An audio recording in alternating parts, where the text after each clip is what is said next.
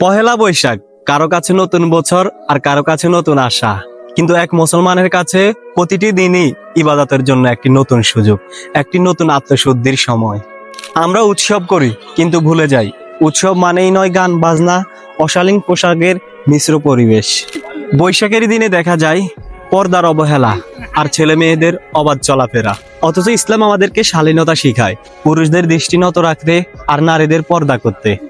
সকাল থেকে উৎসব, মেলায় ঘোরা, কিন্তু নামাজ? আমরা অনেকেই ভুলে যাই উৎসবের দিনে নামাজ পড়তে, অথচ কিয়ামতের দিনে নামাজই আমাদের প্রধান প্রশ্ন।